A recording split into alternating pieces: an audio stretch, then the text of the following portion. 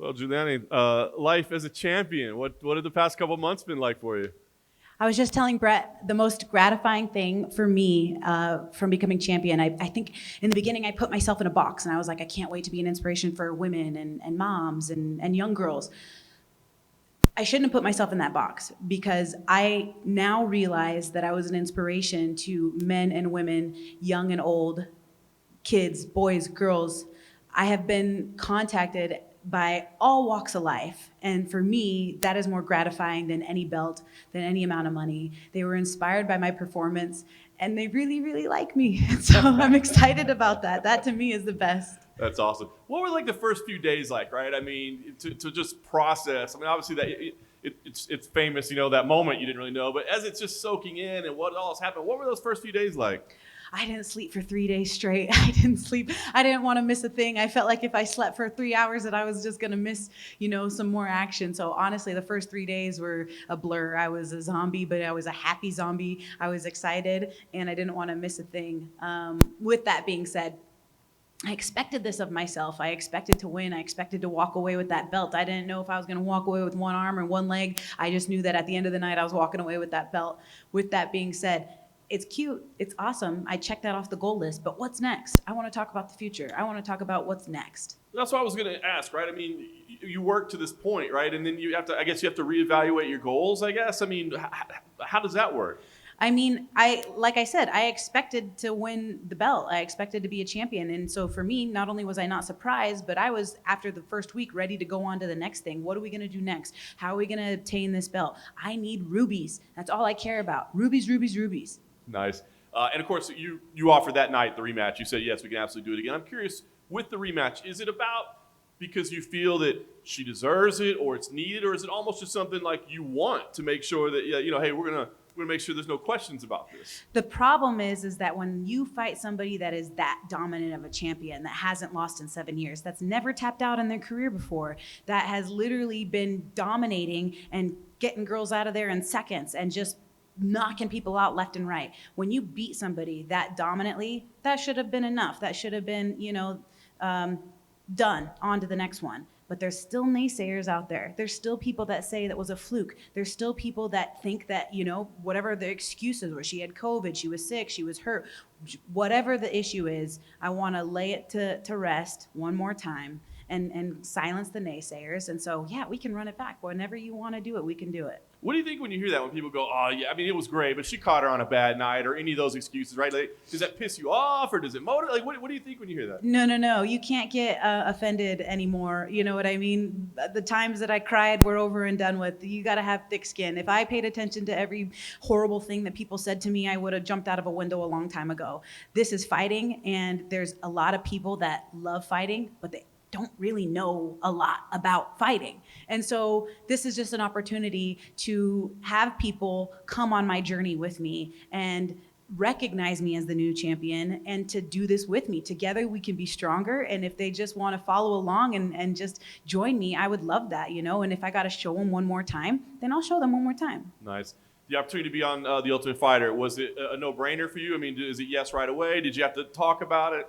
I said, when I'm there, let's go. Absolutely. This is something that I've always wanted to do. It's something that I have always put on my bucket list as far as giving back to the next generation of fighters coming up. And I just can't wait to see the success of my team and to help them be the best fighters that they can be. I'm curious how this experience is going to be for you, right? Because I know how dear this show is to your heart and that you do want to give back, right? But there's probably also going to be some gamesmanship going on. You got to get yourself ready for a rematch. There's probably all that little psychological warfare going on. So are you focused more on one than the other? Do you have to balance it? What's the experience like? So yeah, definitely. I feel like in one sense, while I'm training my team, I'm going to be right alongside them training myself. Maybe we can work the whole season on what I need to do in order to make sure that this rematch is going to go off without a hitch. I don't know.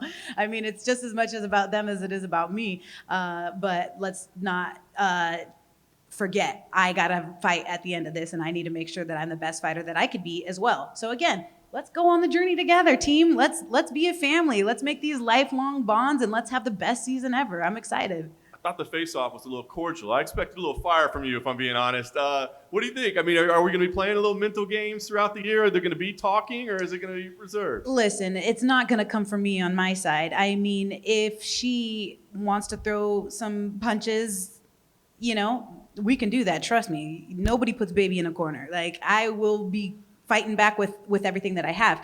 I'm not going to be pulling any shenanigans, and I don't anticipate that I'm going to be, being that person. But if they come at me, then we're going to have a different story, obviously. Right. And as far as the approach to the fight the second time around, I know you got a lot of time to put the game plan together, but when you think about it now, is it like, hey, let's just pick up where we left off because that worked pretty damn good? Or do you think, no, we got to come with new wrinkles this time?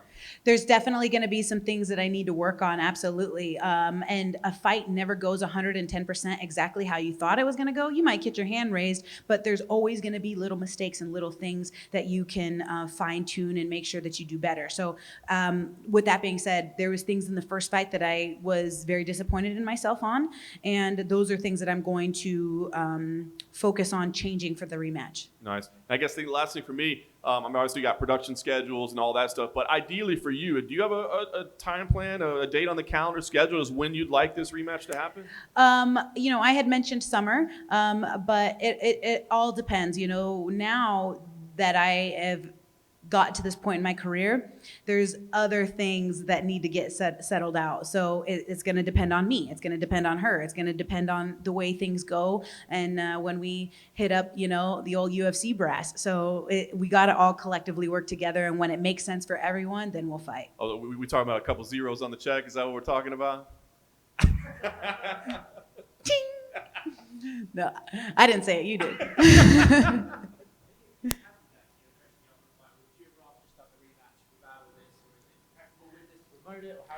Oh gosh, this is just such a great opportunity. One hand feeds the other, to be on The Ultimate Fighter, to have this show, airing before the rematch comes out. I think it was a perfect scenario, and I don't think it could be leading up to the pay-per-view any more perfectly than doing this show.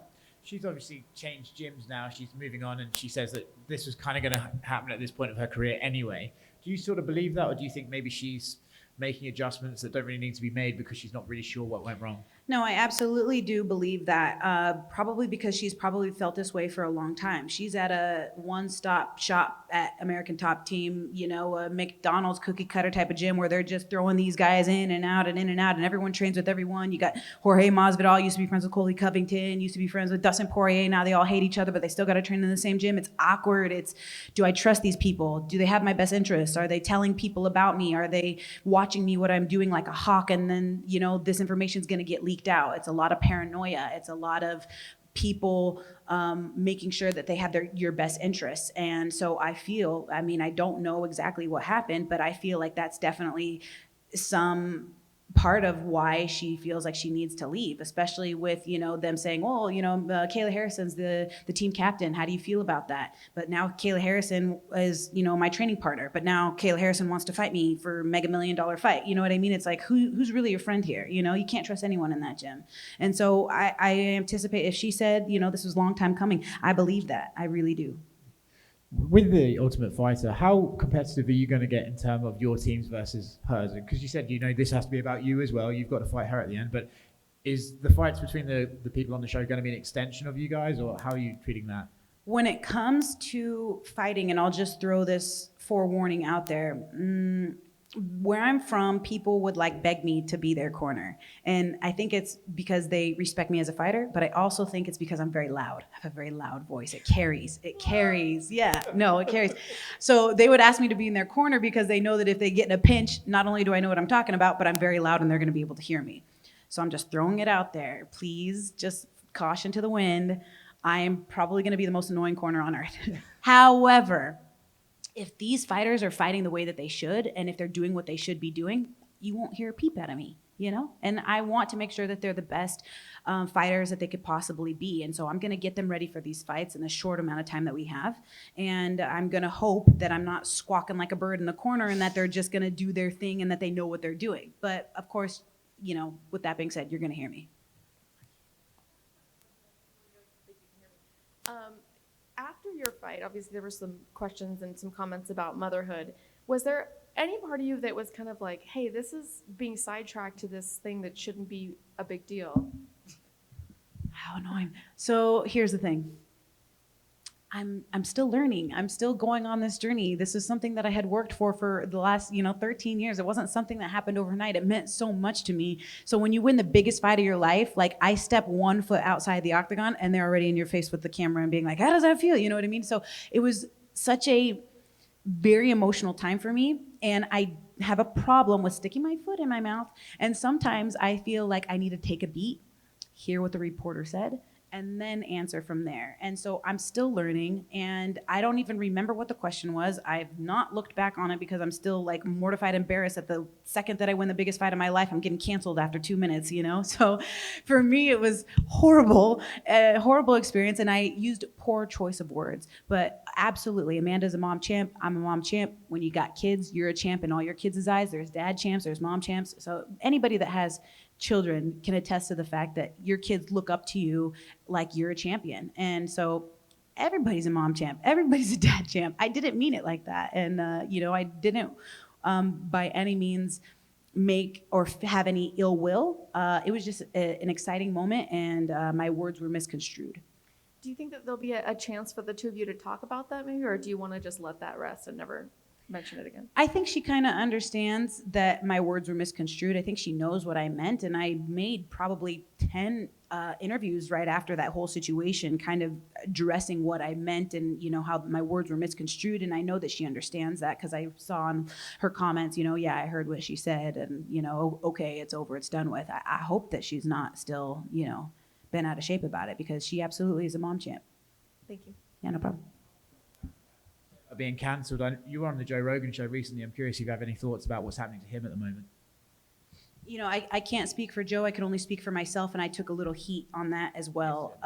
And what I mean to say is, once again, my words were a little bit misconstrued. I am tired. I am exhausted. We are going on this pandemic 2 years, going on 3 years now. I just want things to go back to normal. I realize that they probably won't, but I just, I didn't mean to come across as insensitive, especially for the fact that I had COVID. Everybody that I know had COVID. I lost my aunt in Venezuela. I lost many people that were near and dear to me. It absolutely is real. I'm just angry and frustrated and exhausted over the whole situation, because I just am wanting things to go back to normal. And so if I offended anybody by my comments on COVID, please, I would like to apologize. That was not by any means what I meant to say. I just meant to say that I'm frustrated with the way that the world is right now. So that actually wasn't what I was referencing. I was referencing the fact that they're like trying to cancel him and all that stuff. But they're trying to cancel him because of what his feelings are on the whole matter. So they're trying to dig up everything that they can. They're trying to find any negative thing that they can to try to cancel him because of his original message. And, I can't speak for Joe. I don't know how his thoughts are. Me being, still learning in the process. I think that he was trying to divert away from that when I was on the thing, and I just kept coming right back to it and hammering it. My sister's like, you can't read a room? This guy is literally trying to tell you, let's quit talking about this, So I just God, idiot! So now I feel like I can't say how I really feel about anything, because they're just going to find a way to make a headline. And so now I'm just just keep it PG, Julianna. Just keep it PG. When she was here earlier, Amanda did say that when she became a champion, she had the same experience where she was learning oh shit, you can't really say much, it gets taken. So I guess you guys have had that in common. Yeah, no, it's when you're in the limelight, it's kind of, you gotta scale it back a little bit. And so that's just the world that we live in, and you got to be careful what you say. And I think that those are 2 hard lessons that I have learned since being the champion. Watch your mouth. At least you got them out of the way early. Yeah, and I hope that I don't have any more. Great, thanks guys.